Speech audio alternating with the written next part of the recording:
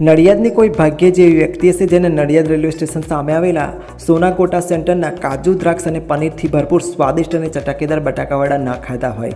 આ બટાકાવાળાની વિશેષતા એ છે કે વીકમાં એક જ વખત રવિવારે ફક્ત તમને 3 જ કલાક મળે છે અને બટેટાવાળાને વધુ સ્વાદિષ્ટ બનાવવા માટે તેમાં એક સિક્રેટ મસાલો નાખવામાં આવે છે। તો એ સિક્રેટ મસાલાની રેસીપી પણ મેં આ વિડીયોમાં શેર કરેલી છે। મારા એ મસાલા પ્રમાણે જો તમે બટેટાવાળા બનાવશો તો તેનો સ્વાદ એકદમ સોનાકોટા સેન્ટર પર મળતા બટેટાવાળા જેવો જ આવશે। તો રેસીપીનું કોઈ સ્ટેપ મિસ ન થાય તેના માટે વિડીયોને સ્કીપ કર્યા વગર એન્ડ સુધી અવશ્ય જોજો। રેસીપીને લાઇક કરી તમારા ફેમિલી ફ્રેન્ડ સાથે ચોક્કસ શેર કરજો। તો ચલો ફ્રેન્ડ્સ, એકદમ સ્વાદિષ્ટ અને ચટાકેદાર બટેટાવાળા બનાવવાનું શરૂ કરીએ। નડિયાદના પ્રખ્યાત સોનાકોટા સેન્ટર જેવા બટેટાવાળા બનાવવા માટે રેસીપીની શરૂઆત આપણે સિક્રેટ મસાલો બનાવવાથી કરીશું, જેનાથી આપણા બટેટાવાળા સોનાકોટા સેન્ટર જેવા તૈયાર થશે। તો તેના માટે આપણે એક નોનસ્ટિક પેનની અંદર આ રીતે 3 ટુકડા તજના ઉમેરીશું। સાથે આપણે ઉમેરીશું 1 ટેબલસ્પૂન જેટલી વરિયાળી અને તેની સાથે લઈશું 6 નંગ લવિંગ।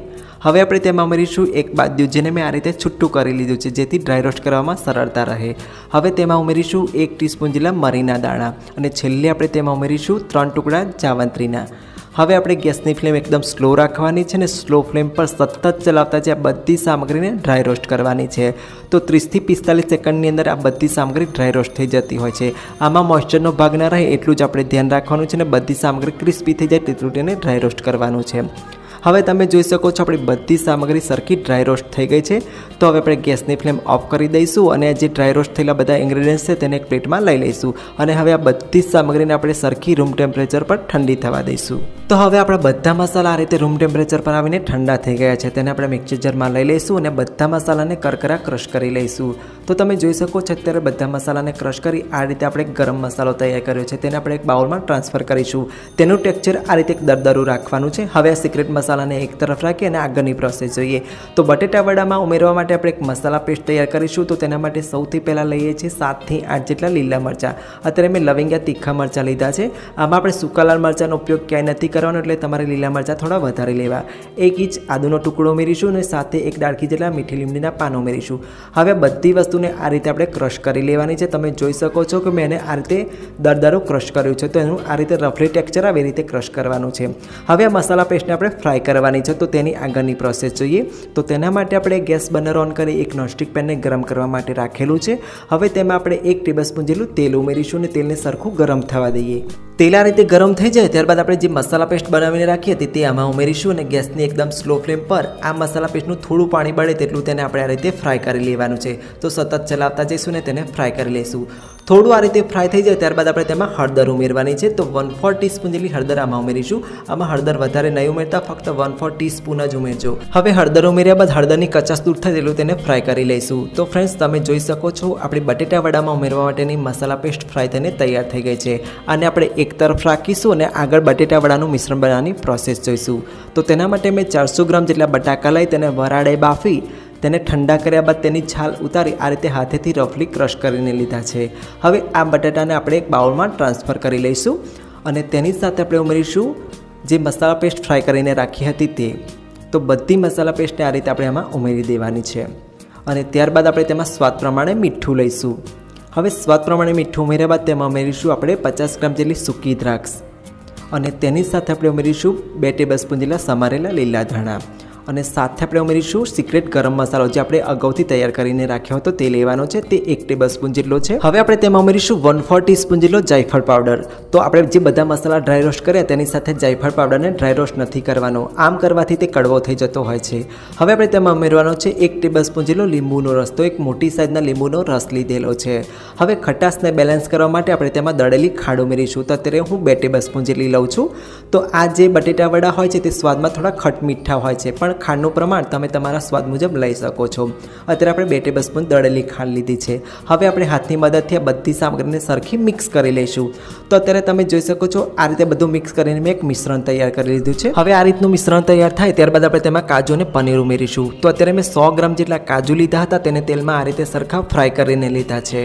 હવે આપણે તેને બટેટાના મિશ્રણમાં ઉમેરીશું અને સાથે આપણે ઉમેરવાનું છે 100 ગ્રામ જેટલું છીણેલું પનીર। તો અત્યારે મેં મોટા છેદવાળી ખમણીથી આ રીતે પાણીને છીણીને લીધું છે।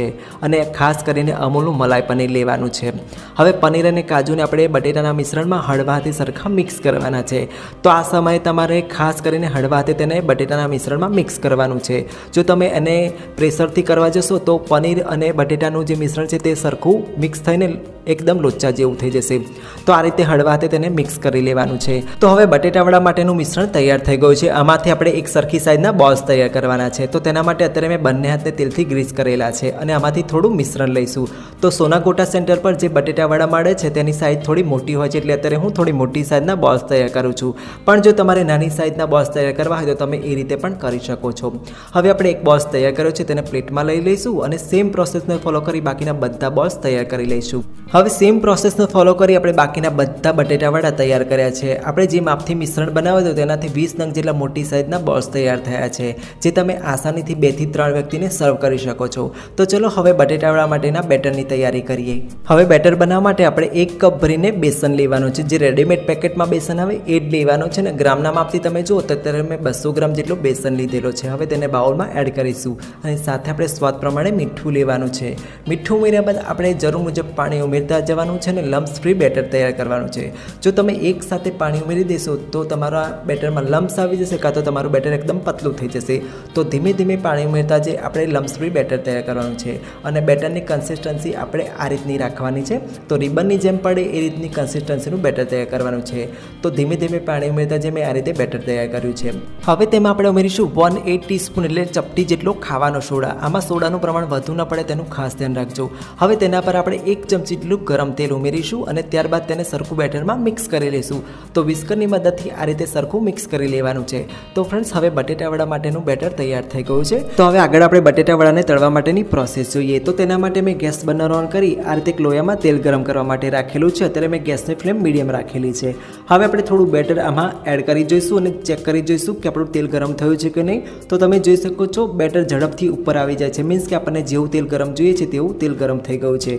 હવે આપણે એક બટાકાવાળું લેવાનું છે, તેને આ રીતે બેટરમાં ડીપ કરવાનું છે અને તેને સરખું બેટરથી કોટ કરી લઈશું અને જે વધારાનું બેટર છે તેને આ રીતે બાઉલમાં નિતારી લઈશું અને ત્યારબાદ તેને આ રીતે લોયામાં એડ કરી દઈશું. તો એક વખતમાં જેટલા બટાકાવાળા સમાય તેટલા આપણે ઉમેરતા જઈશું અને એને તળતા જઈશું. તો ગેસની મીડિયમ ટુ હાઈ ફ્લેમ પર આ રીતે બટેટાવડાને તળવાના છે. તો થોડી વાર પછી આપણે તેને આ રીતે હલાવવાના છે અને સતત ચલાવતા જઈ આની પર થોડો ગોલ્ડન બ્રાઉન કલર આવે તેટલું તેને ફ્રાય કરી લઈશું.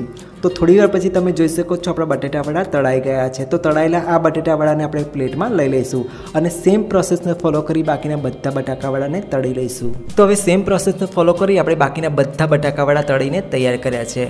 હવે એક બટાકાવડાને આપણે તોડીને અંદરથી જોઈશું કે કેવું દેખાઈ રહ્યું છે. તો તમે જોઈ શકો છો અંદર કાજુ અને પનીર સ્પષ્ટ દેખાઈ રહ્યા છે.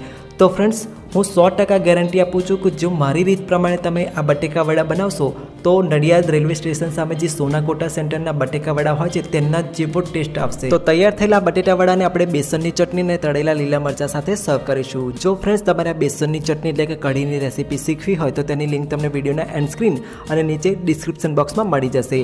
મને આ વિડીયોમાં 3 મિલિયન વ્યૂ મળેલા છે, એટલે એકવાર તમે એને ચોક્કસથી વિઝિટ કરજો. તો ફ્રેન્ડ્સ, નડિયાદના રેલવે સ્ટેશન સામે આવેલા સોના ગોટા સેન્ટરના પ્રખ્યાત કાજુ, પનીર અને સૂકી દ્રાક્ષથી ભરપૂર બટેટાવડાની રેસીપી તૈયાર છે. આઈ હોપ કે તમને મારી આજની રેસીપી પસંદ આવી છે. જો રેસીપી પસંદ આવી તો પ્લીઝ આને લાઇક આપી કમેન્ટ સેક્શનમાં કમેન્ટ કરી તમારા ફેમિલી અને ફ્રેન્ડ સાથે ચોક્કસથી શેર કરજો. ફરી મળીએ આવી એક નવી ઇન્ટરેસ્ટિંગ રેસીપી સાથે. ત્યાં સુધી thanks for watching this video.